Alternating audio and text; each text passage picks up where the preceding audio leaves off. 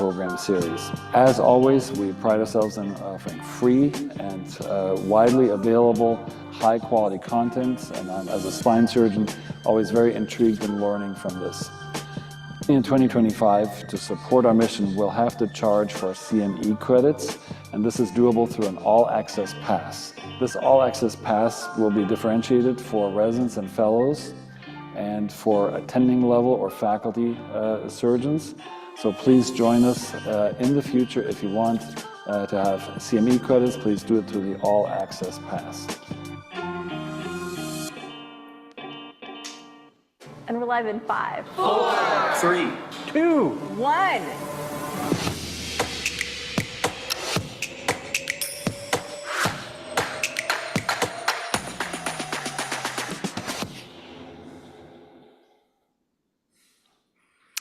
All right, good evening, everybody. It is July 15, 2025, 5 p.m. Pacific Standard Time. I'm Jens Chapman from the beautiful facilities and on a beautiful evening in Seattle at the SSF TV sites.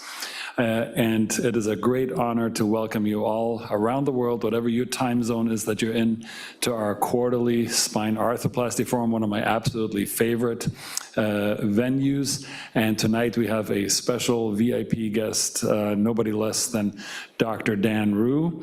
And again, if we go to my slides, please. So thank you to Sentinel Spine for their sponsorship of this very special thing.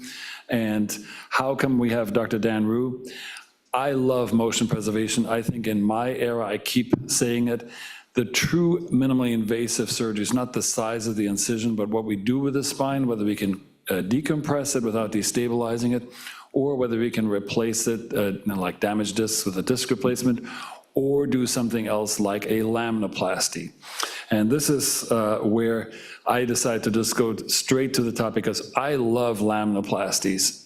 And I'm conflicted. I don't know what the better procedure is. If we have multi-level procedures, procedural needs for the subaxial spine, what we don't want to do anymore is multi-level cervical laminectomies, and I'll poll Dr. Riew maybe later, and my wonderful TBI colleagues, Scott Blumenthal, Jack Ziegler, and Rick Geyer, about what to do for this gentleman. He's still focusing on my clinic. It's a post-laminectomy swan neck. We don't do this anymore. And this is, we don't have to go into detail unless Dr. Riew wants to pick on me for this one. This is a 67-year-old male. He can't age. And I, many years ago, over a decade ago, did a laminoplasty on him. He's super happy and leading a very active lifestyle. So why laminoplasty? I'm not going to go into great detail. We have 3 of our wonderful graduating fellows having 3 case vignettes that will present within 10 minutes. So we can surrender the floor to discussion and to Dr. Riew's opinions about laminoplasty or multi-level disc replacements. But there have been recent studies on laminoplasty that have been extremely encouraging. The trend-setting, truly amazing equipoise trial by Dr. Gogawala and many nominal people, published in JAMA 2021. And what am I showing here? This is how the patients did. And again, when you're above a certain line, then that means you got better. The light blue things were all laminoplasties. There are only 2 patients who got worse with laminoplasties. Way better than the posterior fusions, way better than the anterior fusions. This procedure did really well there. And again, in terms of outcome scores and complications, 3% complications for laminoplasties did way better than anterior and posterior surgery. So it's pretty darn cool. And again, in that same study cohort, patients went back to work much faster than other surgeries. Now, not talking about disc arthroplasties. Now, downside of laminoplasty, the dark side, the Prince of Darkness, Ozzy Osbourne, this is all public data, so I'm not revealing any secrets. I've not been involved in this care. He just held his goodbye concert. I remember when Paranoid came out as a young man, I thought that's the best song ever. Just July 5th in Birmingham, he gave his goodbye concert. Now, why did he have to say goodbye? He apparently had a publicly disclosed laminoplasty done by an unknown surgeon, C3 to C6. Note that he had his entire dentition repaired. By the way, I call that adentitia. That's a significantly bad prognostic sign. Now, why does this matter? This apparently turned out into a complete disaster. He went into kyphosis. He had allegedly disc arthroplasties done, maybe in LA, maybe not. He had a total of 4 neck surgeries done because he went into severe kyphosis after a laminoplasty. Now, it's known that he has Parkinson's. He is not a stranger to drugs and alcohol. This is a post-op picture he posted of himself going into kyphosis. So something went really sour with his laminoplasty. So nobody better than going straight to the top to discuss the pros and cons and when to do what in terms of laminoplasty or multi-level disc replacements or hybrid procedures, I thought, than Dr. Dan Riew, leading expert in cervical spine surgery, frequent presenter all over the world. And to start us off, 3 quick cases by 3 of our 4 graduating fellows, and we'll start off with Dr. Cameron Hogshead. He's going to go to Tampa, Florida, followed by Dr. Nick Minisali, who's going to go to Delaware, and Dr. Mark Kramer, who's going to stay here. Without much further ado, and to not waste time, let's look at 3 case vignettes.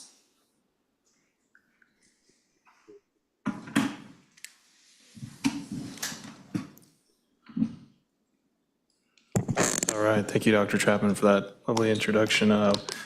Good evening, everybody. Happy to be here with you all and present these very relevant, interesting topics regarding cervical spine arthroplasty and motion-preserving techniques.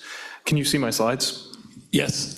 This is a paper I wanted to kind of highlight and go over quickly. It was presented at Global Spine Congress regarding basically the efficacy and comparison between different cervical disc arthroplasty devices, with ACDF being kind of the standard baseline comparison. It was published in GSJ in 2024, looking at one-level disc arthroplasty versus ACDF and different devices in patients with a 2-year minimum follow-up.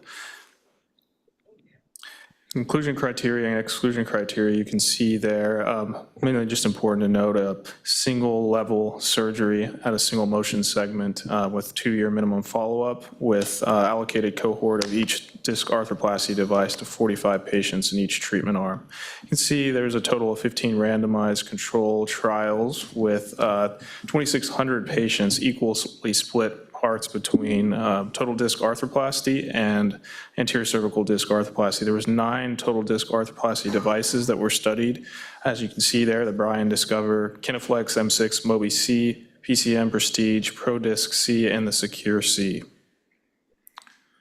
So going right into the results, you can see, and a common theme here with all of these is a non-inferiority of all of the total disc arthroplasty devices compared to ACDF. When looking at the neck disability index of the 8 studies that included the 5 devices that met minimum criteria, really comparing the devices, there was no really significant difference between neck disability outcomes between all of those. They all did much better, and really when comparing to the standard ACDF, as you can see in the chart in A there, very similar. VAS, neck and arm, also a similar story. They actually found in this particular comparison that the M6 device performed significantly better than the ACDF in reducing arm pain. Between the devices, really no indirect differences between them, and all of them demonstrated fairly similar outcomes when compared to ACDFs otherwise. They also looked at the PCS there, and going into overall success, which they defined as no implant, procedure-related adverse event, neuromaintenance or improvement of motor scores, and no device failure or supplemental index level surgery. There was really no differences in overall success between the devices. Neuro success, they showed that all devices except the Prestige performed better than ACDF, and again, M6 outperformed those particular other discs. Satisfaction-wise, there was particular discs with the Mobi C and Secure C that significantly outperformed ACDF, and there's really no inter-device differences there. Looking at some more secondary outcomes and dysphagia, adverse events, index level, single surgery and SSI is further surgery needed for the index level. And you can also kind of categorize this under adverse events, if you will. They kind of narrowed it down to if there was any revision needed at that particular level. Bryan and Mobi C devices performed significantly better than the other devices in direct comparison. And then adjacent segment surgery, clearly you can see there on the right in figure D, all of the devices compared to ACDF were significant outperformers. And bridging bone, you can see obviously with ACDF as a standard of bridging bone there when comparing the other devices, obviously going to be all less than ACDF. And then M6 was significantly lower than particularly the Kineflex, Mobi-C, PCM, and Secure-C. And then segmental range of motion, as you'd expect, all devices significantly greater than the ACDF, except for, interestingly enough, the PCM. And then within the devices, comparative-wise, there's no direct differences. You can see here a very nice heat map that compares at the top the different devices in ACDF, and on the left, all of those primary and secondary outcomes that we discussed. And you can kind of see they so glaringly put it on the left, ACDF as a red heat map, and then as you go green, a little bit more favorable in odds-risk ratio for success in those particular parameters. So discussions and takeaways from this particular paper, ultimately we can conclude that the total disc arthroplasty devices, again, demonstrated non-inferiority to ACDF and redemonstrated in many high-quality trials with several different devices. Can we really say in many instances M6 is superior and the Discover in instances are inferior? That comes to the question of really the M6 having only a 2-year follow-up. The other total disc arthroplasties maybe had longer follow-up, which could reflect a little bit more of some data that we can draw on as maybe there's more bridging bone because it's a longer follow-up or things of that nature. And so it's really hard to do a direct comparison between different studies, between devices ultimately. And that's demonstrated in differing follow-up and differing institutions that perform them. I think having future studies to directly compare these devices in random but controlled setting would be more fair to actually compare these devices head to head. So your case. So going and talking about this, we're going to a case that's somewhat very relevant to both, and we'll kind of see in the treatment options reflected. But this is a patient that came in with worsening neck and upper shoulder pain and right greater than left hand weakness. This neck pain had been worsening over the last 10 years, treated conservatively, with now weakness in the hands worsening in the last 2 to 3 years. The pain radiated to both bilateral traps and scapulae, and they had tried and exhausted conservative management. You can see a previous CABG, heart history there, and a previous smoker that was that now no further smoking recorded. Exam there, you can see that put them at a NERIC 1 based off their exam and clinical manifestations. Really no true dexterity balance issues. Their main complaints were the right hand weakness and that neck pain radiating to their bilateral traps and scapulae, and really they had some subtle myelopathy based on the exam there, some numbness, tingling on the right hand that you can see. Otherwise, with some very subtle right hand grip strength, preserved exam. Here you can see on the lateral x-rays, upright, standing neutral, as well as extension of the cervical spine, multi-level spondylosis with some very subtle retrolisthesis and extension at the C5, C6 level.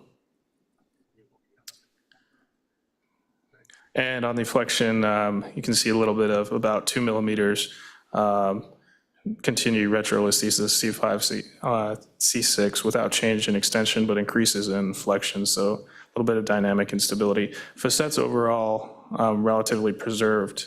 And we can go through an MRI of this patient here, T2 sagittal as well as axial, demonstrating multi-level gender-generated changes, as we mentioned earlier, osteophyte formation, particularly at those 3 levels, C4, 5, C5, 6, C6, 7, with uncovertebral hypertrophy and clear evident moderate foraminal stenosis. There's some moderate stenosis at the C5, C6 level, causing some central canal stenosis as well. Overall alignment, you see from the x-ray there, some straightening, a little bit of loss of lordosis. All right, let's go to what we've done. Yeah, okay. CT scan as well, just demonstrating more of the uncovertebral hypertrophy foraminal stenosis there. Our So treatment option was, so why not both? And so noting the dynamic instability at C5, C6, stabilizing that with a ACDF, and then for the levels above and below, doing a solid bilateral foraminotomies with disc replacements and sparing those levels. These are the intra-op, and this is the upright post-ops 1 day. And we actually have a more than 1 year follow-up on this person, and these are their 1 year x-rays, doing fairly well. Neuro symptoms mostly resolved, does have some continued neck pain, but overall is fairly happy with his surgery. Here you can notice that there is some screw breakage, but he's mostly consolidated that level fairly well and still maintains motion on the flex extension views there. So before we go to Dr. Riew, Scott and Jack, do you want to tell me, am I crazy? I mean, I didn't think he did great. He did okay. So he improved. He's a private investigator. He's a guitar player. That'll be a resonating theme. I'm actually not sure that he's actually fused that segment in between. He's a non-smoker. So your thoughts on this choice of a hybrid? This is a very common scenario, C4 to C7 disease. What did I do it okay? Was this defensible? And then we'll ask Dr. Riew for his erudite opinion. No, it's funny. I had, and I didn't really appreciate like clinical bad instability at C5-6. I mean, basically it's 3-level disease with some stenosis, a little central, mainly foraminal. But why do these patients come to you? They don't come to you because, hey, I have a bad neuric score. They come to you because they hurt. And I think what we do, whether it's fusion or disc replacement, is underrated in terms of the relief of axial symptoms. I had this, again, I didn't see a ton of instability at 5-6. If I missed it, I apologize. I had the exact same case today. And it looks like the, similar aged male.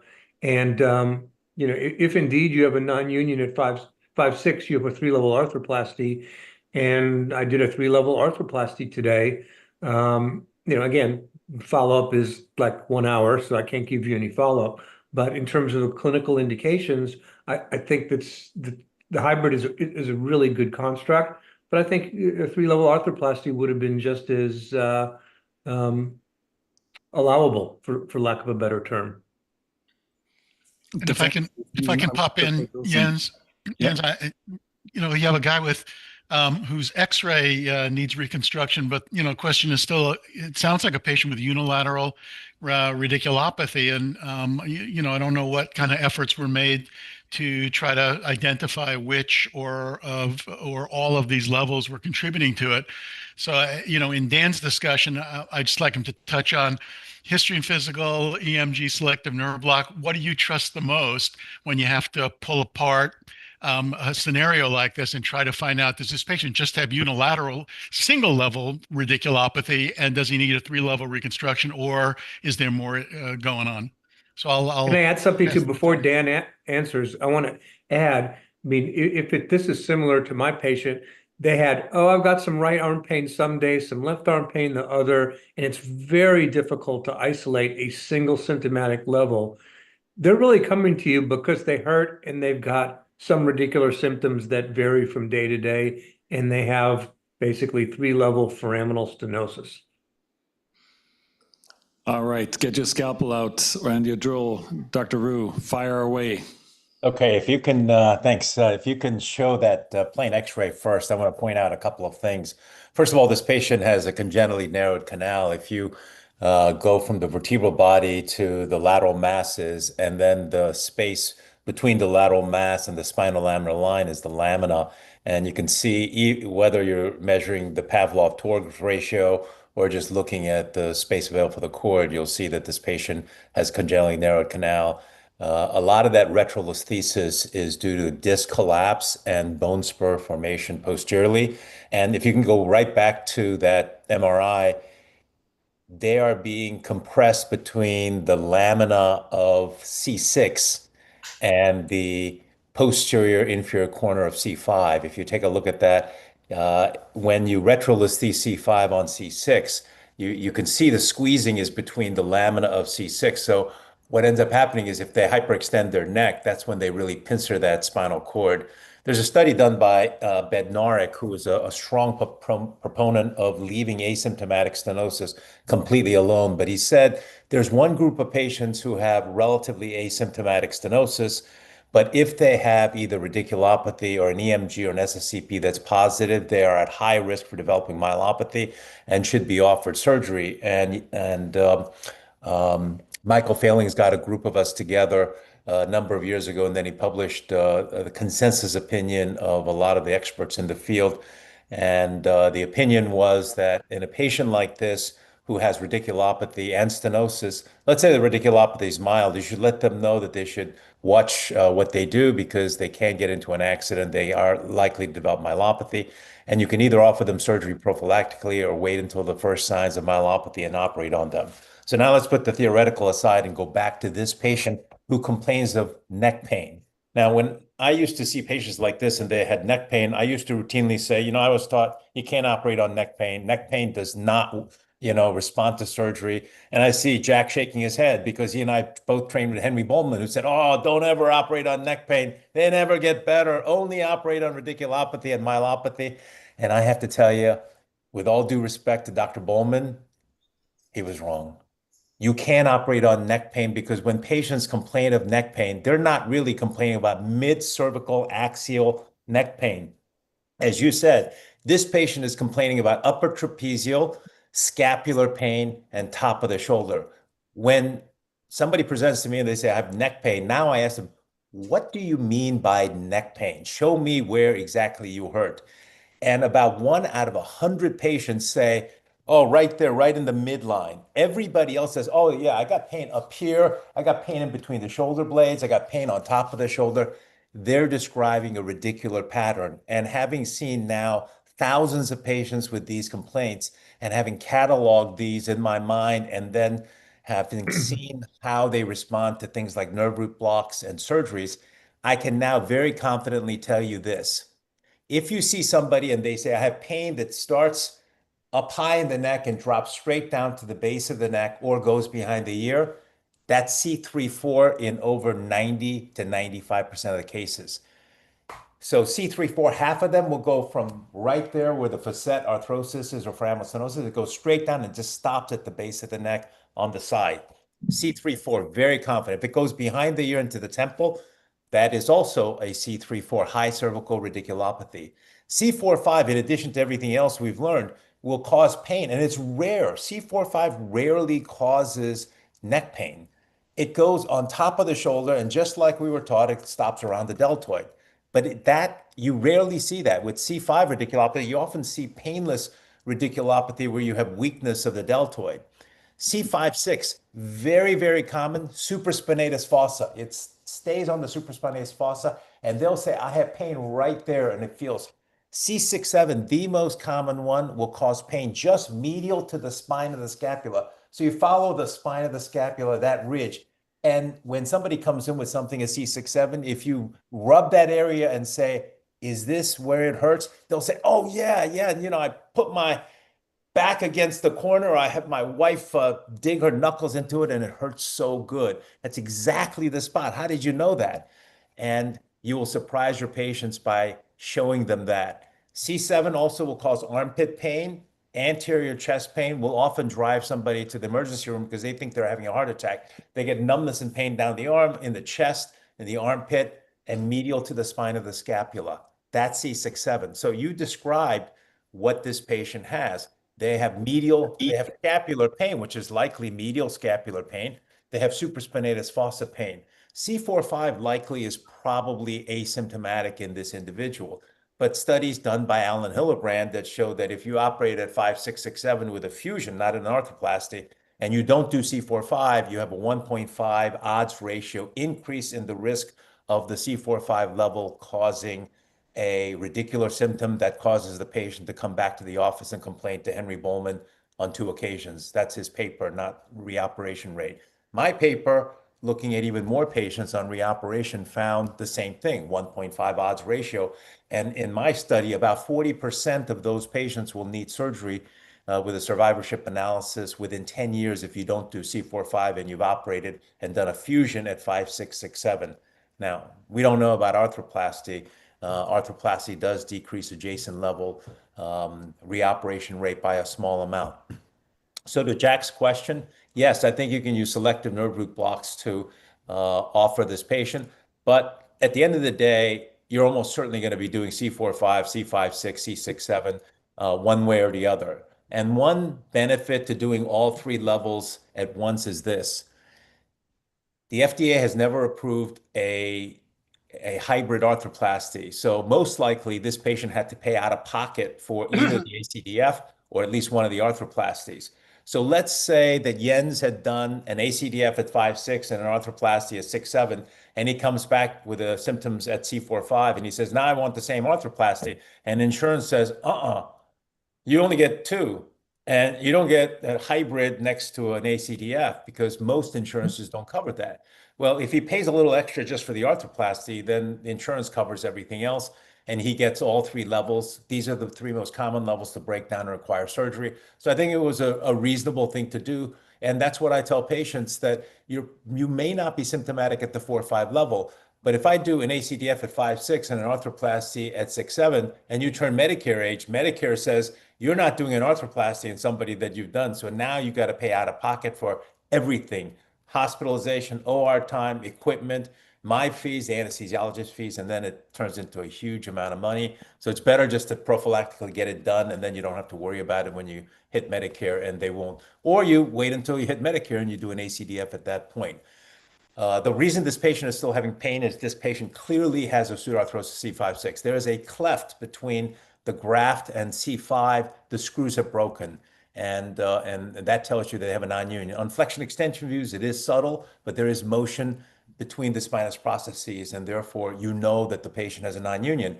And most of the time what happens is their preoperative radicular symptoms come back. So if this patient says, I've got pain in the supraspinatus fossa, and you can try a nerve root block, you can try growth, things, put him in a collar. But at the end of the day, if you just do a posterior fusion on this guy, his pain will go away and he'll be very happy with the results of the surgery. So that's my long-winded answer. Sorry about pontificating for so long. Great stuff. Two quick questions. So you preempted my first question. That is, how do I treat this non-union? Now, do I just ignore it?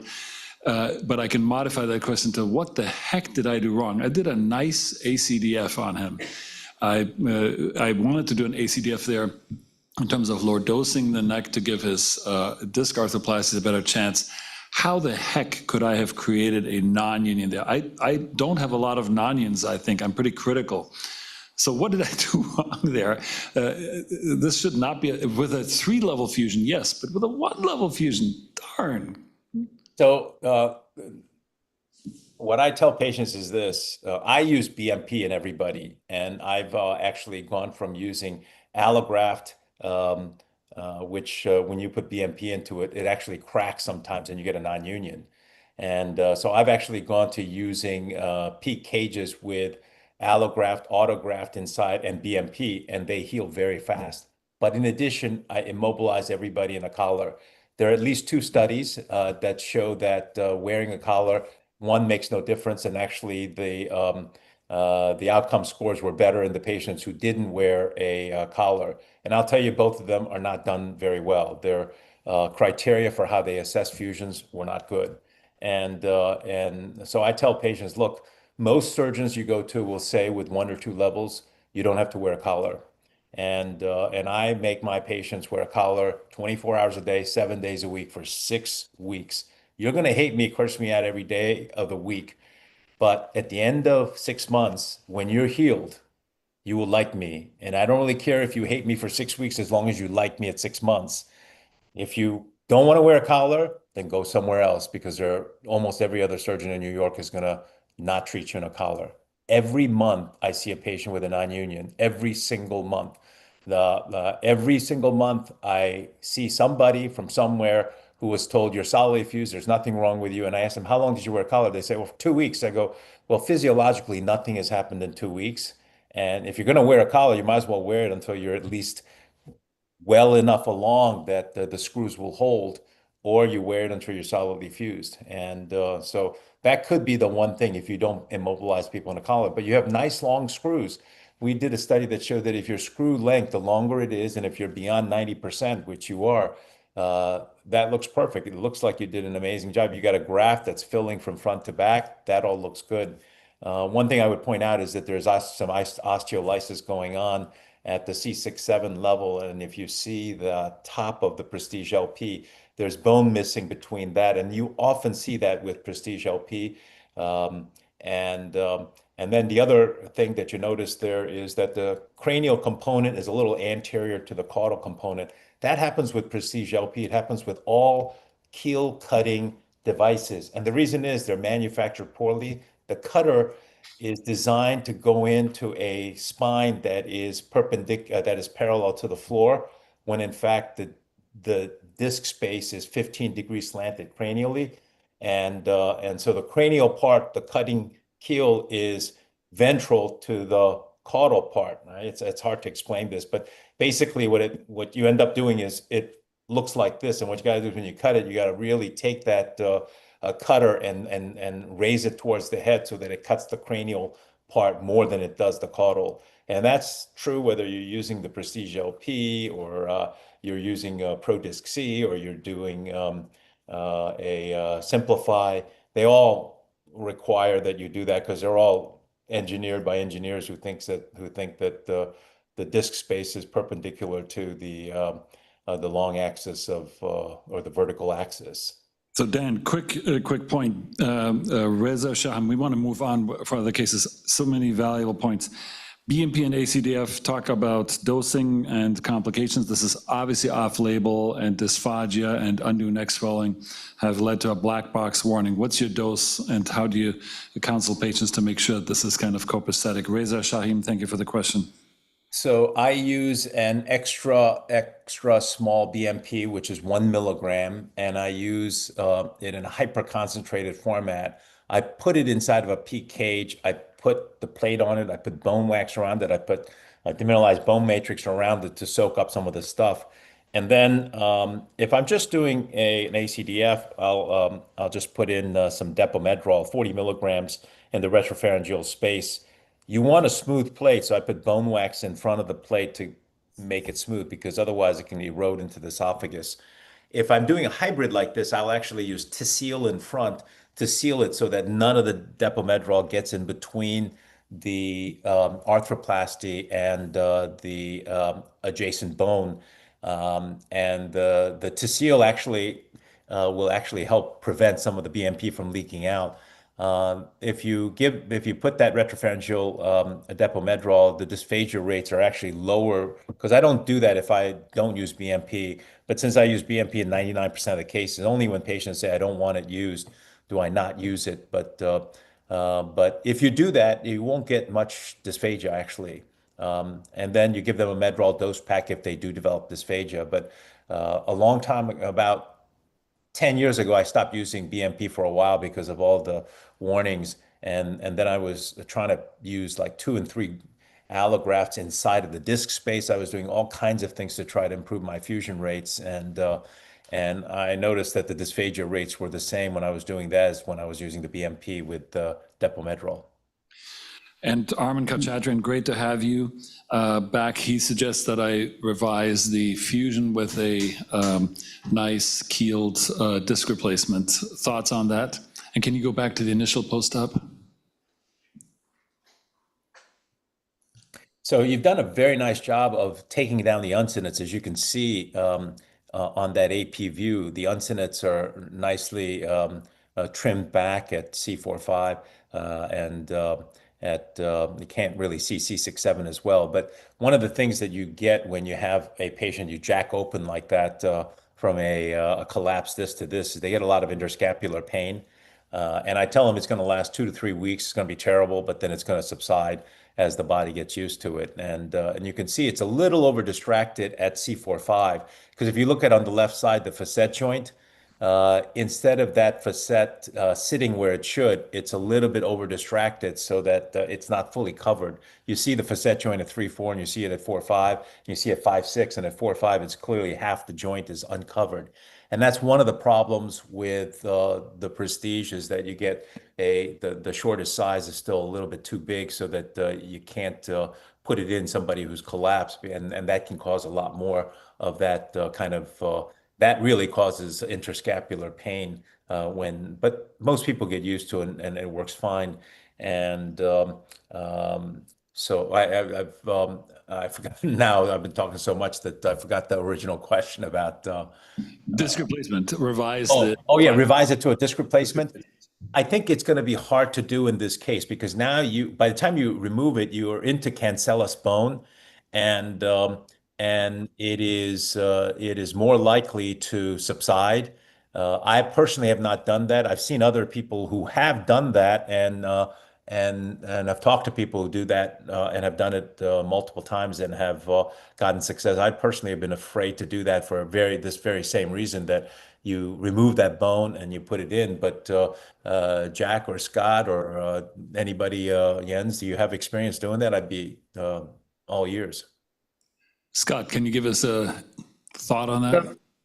So obviously the biggest proponent of taking down non-unions and putting in arthroplasties is Todd Landman out in California. We've done an N of 3 at TBI. And while technically you can do it from a impressive result standpoint, I would say 2 out of 3 were not impressive clinical results. So we really don't do that at TBI. We just dabbled a little bit at the beginning, and I agree with you, Dan. It's just, and I think in this patient, it would really be unnecessary. You got a guy with discs and motion segments above and below. He needs a simple posterior operation that has a relatively high success rate versus a revision approach and a big surgery in the front. Makes no sense. He's not a 25-year-old athlete or acrobat. He's a older middle-aged guy. Just get a good fusion, Jens, get the pain taken away, and he'll love you. Great. Let's move on, guys. So thank you, Cameron. We spent a lot of time on this. Great discussion, though. Nick Minasali is a proud Eagles fan. He's not wearing any Eagles paraphernalia today. So I congratulate him. He's switching over to Delaware. Still an Eagles fan. And the question that I have, as he's getting his slides ready, Dan, this last patient, if you can memorize or memorialize his images, would he have been a candidate for a laminoplasty? No. First of all, he's got too much radicular pain, and we published a study a number of years ago on laminoplasty, and our number one failure was trying to do it in patients with radiculopathy, and he's got bilateral symptoms, although more unilateral. But I think trying to treat C6-7 with the laminoplasty is really hard because you really have to undercut the superior part of C7. And then you can get clay shovelers fractures. I got some tips on how to do that if we have time later, but it doesn't work. And this is a motion preserving operation. He's going to do well as long as and I would get a CT scan with oblique sagittal views to look at the foramina in case you left something behind, and then do foraminotomies in the back at the arthroplasty levels if there's still something left behind. I've been humbled at how often I think I've done a great anterior total uncinate resection, and I get a CT and I go, wow, I left the C5 part of the 5-6 behind. And now, so I do even more of a radical uncinate resection than I used to. All right, let's move on. Dr. Minasali, case 2. Let's try to catch up a little bit. Sure, yeah. Fast track a little bit here. We'll start with just kind of our physical exam and everything here. This is a 60s-year-old male with bilateral hand paresthesias after a water skiing accident about 6 months prior. This patient presented to our clinic. At the time of the injury 6 months ago, he reported significant loss of motor and sensation in his hands at that time, lasted for several minutes, and then thereafter, over the next several months, maintained paresthesias, dysesthesias in bilateral hands in a glove-like distribution. So like I said, at this point, he's visiting us in the clinic 6 months after that incident. Past medical history, AFib on Eliquis. He's a practicing neurologist, non-smoker, very, very active, enjoys tennis, water skiing, running, lifting, BMI is 22. No significant loss of strength on exam, but he did have a somewhat of a Trendelenburg gait, and he would be around a Nurek 1 or 2. Again, he's still fully employed at this point. So here are lateral flexion extension x-rays of the cervical spine with multi-level spondylosis and mild loss of lordosis without any obvious instability. Very similar to our last patient. Here we have axial and sagittal T2 MRIs demonstrating moderate to severe spondylosis, again, C4 to 7, with bilateral foraminal stenosis, as well as congenital narrowing in this patient. So kind of a very similar imaging with a very different clinical picture. All right. And we do have a CT scan. And I just recently watched Dr. Riew, your conference, neuroradiology conference with the West Coast Fellows Conference. That was very, very helpful. So I kind of have some new things I look at now on this imaging. But again, we just see that same multi-level spondylosis, bilateral foraminal stenosis throughout, which you can see pretty well in these sagittal cuts.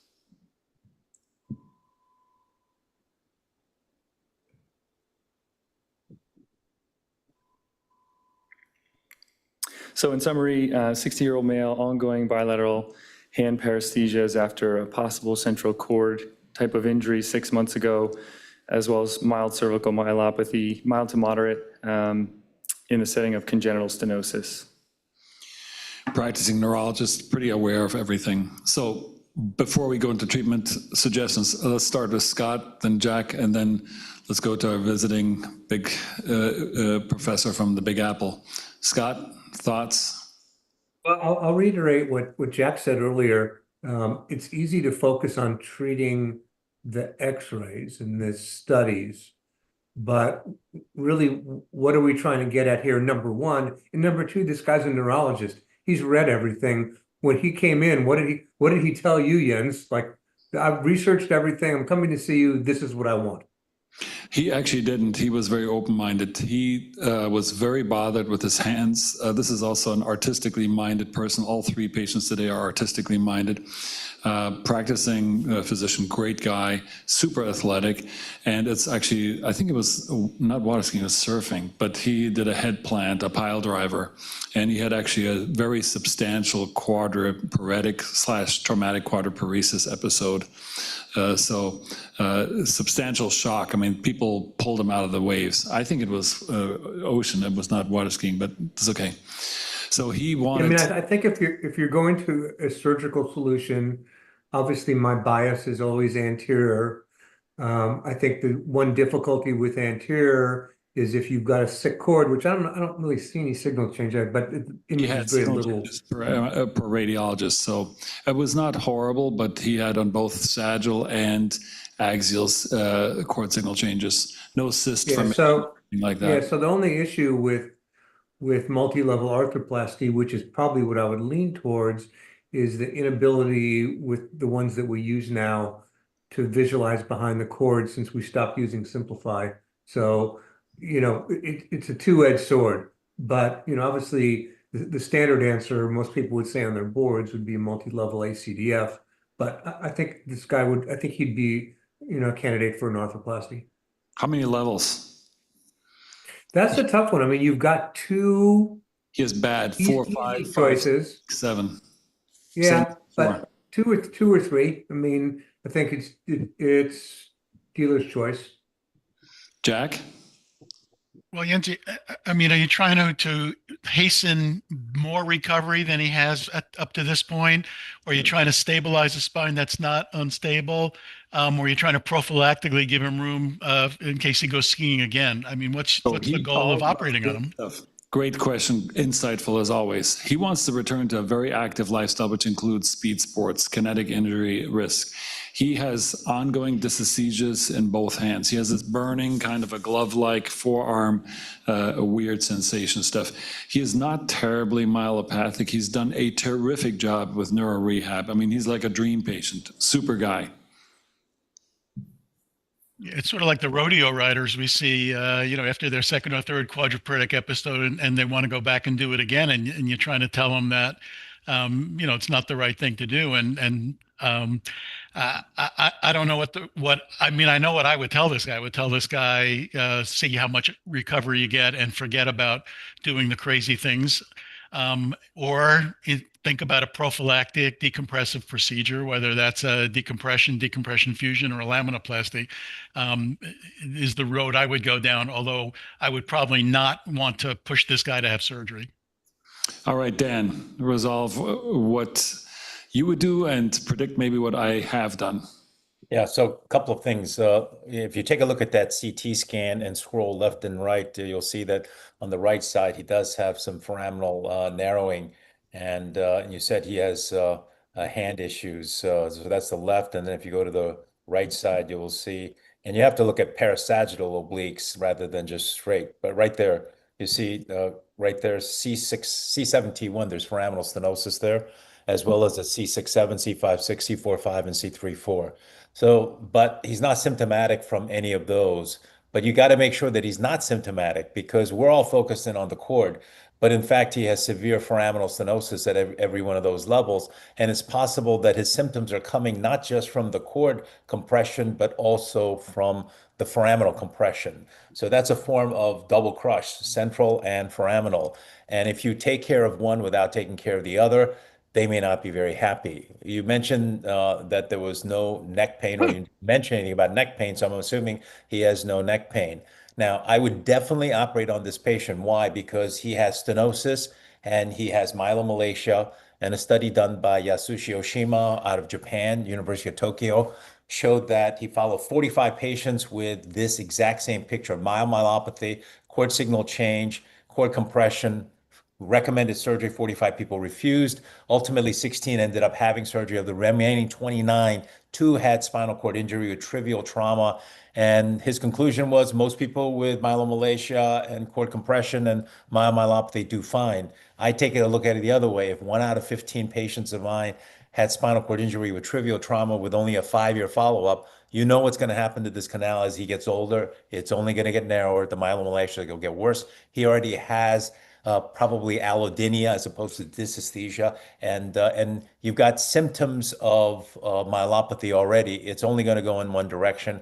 I would not do an arthroplasty in this patient because he's got a very small disc, he's got a congenitally narrowed canal. You do an arthroplasty in this patient, first of all, you're malleting in a device onto a sick cord that has a myelomalacia already, and you can actually increase that signal change, and the patient can wake up with a worse neurodeficit. I know of a case done by an excellent spine surgeon somewhere, I won't even mention, but an excellent spine surgeon where that very same thing happened. And the patient with a congenitally narrowed canal, he did an arthroplasty, malleted in this device. Postoperatively, she had a new cord signal change, and it didn't go well, basically. So I would not want to do that. You could do a 2-level ACDF or a single-level corpectomy, but in this patient, I think I would just do, he has a C2 to C7 sagittal vertical axis that's normal, less than 35 millimeters. He has no axial neck pain. He's got a non-kyphotic spine. His K-line is positive. So I would do a C4 partial laminectomy and a 5-6 laminoplasty. And I would make sure he doesn't have radicular symptoms by doing Sperling's maneuvers to one side or the other. I would do a prophylactic foraminotomy at C4-5 in this patient, most likely, and that's how I would treat the patient. All right, let's move forward. And we did drum roll. Just double checking about the Sperlings. I apologize. I can't recall. So in this patient, I appreciate everyone's input. I agree. It's not as straightforward, but we did perform a C3 to 7 right side open door laminoplasty with allograft and plate reconstruction. This is the 3-month follow-up flexion extension films. And we also have up to 15-month follow-up. The patient's doing very well. His most recent NDI was 0. He had reportedly ran a 10K the day before seeing us at the 15-month follow-up. So very happy patient, and I think this was the best choice for him as well.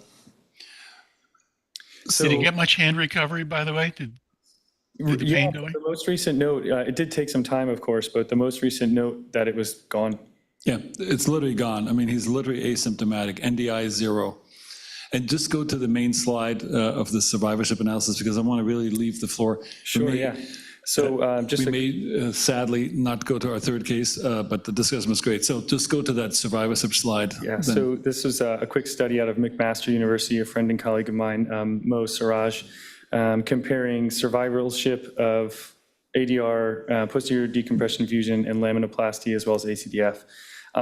Here you can see the bottom table is the second surgery-free survival estimates, and you can see if we look at the laminoplasty column, at 5 and 10 years, a 99% second surgery-free survival rate. So again, in this patient, this is really important to keep in mind. At the 5 years, aside from laminoplasty, all of these are very similar survival rates. They have overlapping credible intervals, but the clear outlier here is laminoplasty at 5 and 10 years. The durability is much greater than the others. So we just wanted to point that out. Super. So let's turn the floor over to Dr. Riew for thoughts. We can't fully conclude this. Sorry, I packed in too much here, but so appreciate you being here. We may have to do a follow-up special with you, Dan, because your wisdom is so dramatic and remarkable. And just tell us your thoughts on laminoplasty, ADR, and maybe if you want to show one case, go for it. Okay. So I think that laminoplasty is an amazing operation. And in the right candidate, I think it's a perfect operation. I think this person was a perfect candidate. I do things a little bit differently based on Taguchi's teaching that said that if you do a C3 laminectomy as opposed to a C3 laminoplasty, number one, it's much easier. Number two, you don't have to dissect off the semispinal surfaces, which the major attachment point is a C2. So you don't have to dissect as much because you don't have to do as much work. And when you extend the neck, the laminoplasty of C3 doesn't run into the spinous process of C2 as much. That's number one. Number two is I try not to do C7 because other studies have shown that increases the risk of neck pain, because C7 is the vertebra prominens, because it sticks up high because it's a suspender over which the extensor mechanisms are lifted off the axis of the spine. So when it grabs on the C2, it's got a fulcrum that's high that it can pull on. But you got away with it in these many years out. And occasionally you have to do that because you don't have a choice. But I prefer doing a partial laminectomy, a dome laminoplasty at C7, leaving the spinous process intact whenever possible. If you take too much of the C7 lamina, then what you have to do is go down between C7 and T1, detach the interspinalis muscle, and cut through the nuchal ligament and then reattach it. Otherwise, it'll pull it off and you'll have a clay shoveler's fracture, and that can cause some pain. What happened with Ozzy Osbourne's case, I think, is that the surgeon did a nice laminoplasty, but probably did a bad closure job.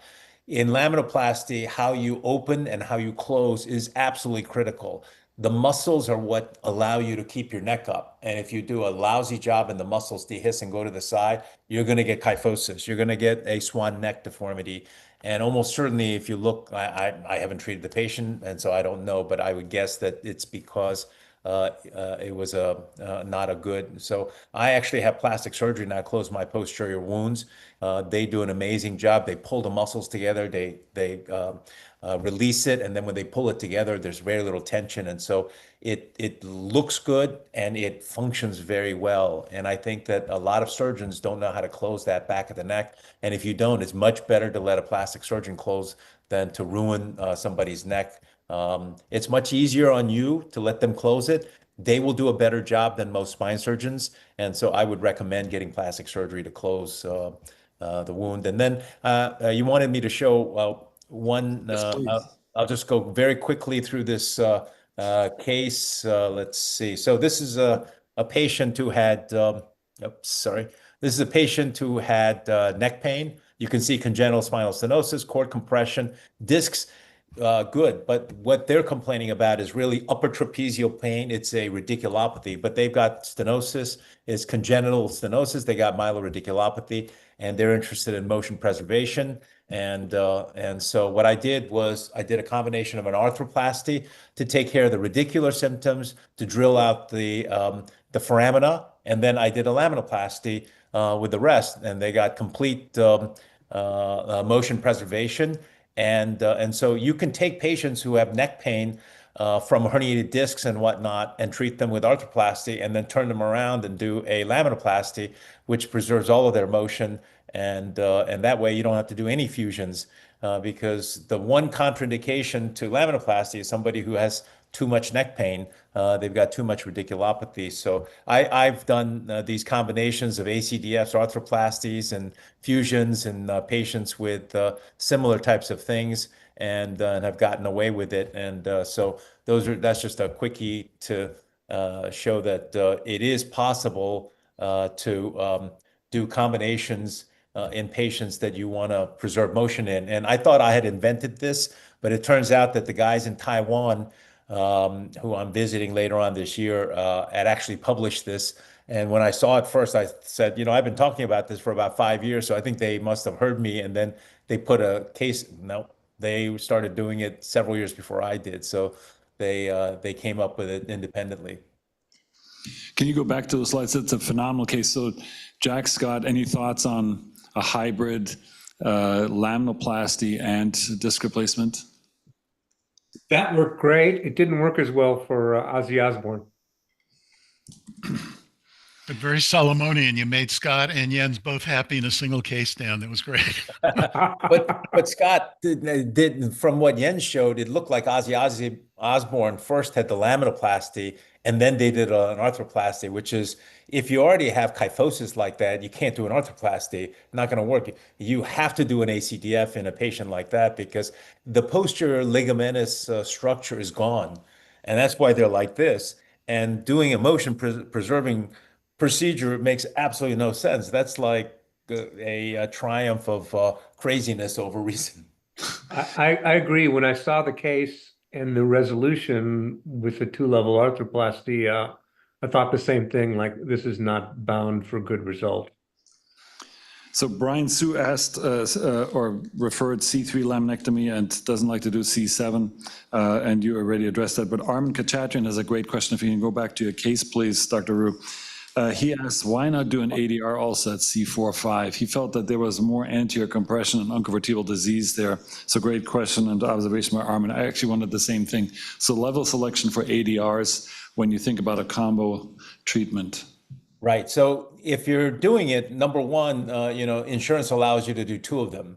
And since they only allow you to do 2, I'm going to share the screen now.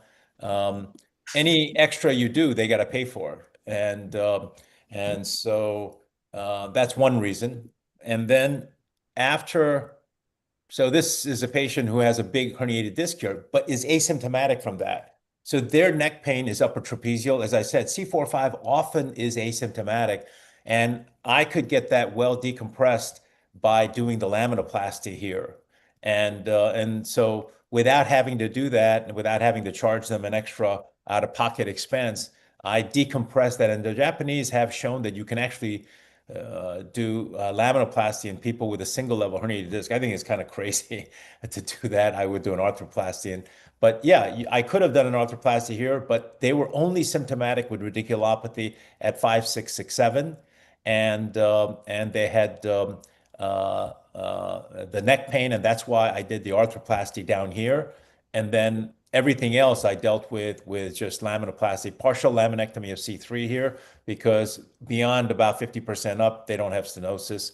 And it's the 3-4 level, the 4-5, 5-6, 6-7. And even with an arthroplasty here, it would not have, and you can see I've undercut the top part of C7 here in order to decompress, because you got to take some of this, because you can see that there's not that much crowding here. It's the ligamentum flavum buckling that you start getting as you get older, and that's what you get rid of by doing the laminoplasty.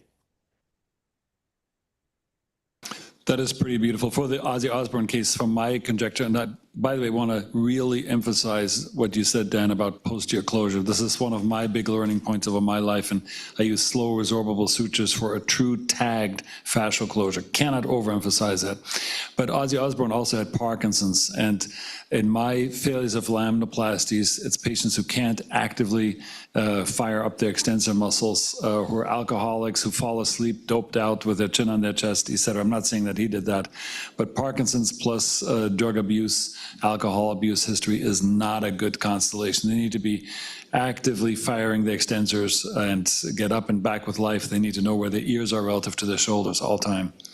So that's very true. That Parkinson's is associated with camptocormia, which is another way of saying a dropped head syndrome. And so it could be that they have a muscular weakness to begin with. I have done laminoplasty in Parkinson's, and I have seen it work. But if they fall into kyphosis like that, you got to do a front back because they'll shake their instruments loose and they'll get a non-union if you just do the front. So we are at time. Dan, final thought. This is obviously a super cool case. Laminoplasty versus multi-level anterior reconstruction and motion preservation efforts. Big picture thoughts, triaging, and then I'll ask Scott and Jack to sign us off from today's session. There are two different there are two different indications. A laminoplasty you do for patients with a congenitally narrowed canal, you want to open it up. If you take a patient with a congenitally narrowed canal and you put in an arthroplasty device, eventually they're going to get ligamentum flavum buckling, and eventually they're going to need the laminoplasty anyway. So yeah, if they have radiculopathy, they have neck pain, the upper trapezial pain, even axial pain, you can do arthroplasties and it'll work well. But if they have a congenitally narrowed canal and they have more myelopathy, or myelopathic symptoms, then I would do the laminoplasty. If they have both radiculopathy, neck pain, and they have myelopathy and a congenitally narrow canal, I would say do both, and then you've got the best of both worlds. Dan, thank you so much. I always learn a lot listening to you, and you're a great colleague and a great teacher. So on behalf of your audience, thank you very much for your insights and for taking the time. So everybody stay well. We'll see you next quarter, the fourth quarter, for our last quarterly session of 2025. But thank you for attending. Dr. Chapman, thanks for organizing this month's class. Thanks, everyone, and thanks very much for the kind words, Jack. Thank you all. Fun. Take care. Stay well. Have a good summer. Bye-bye.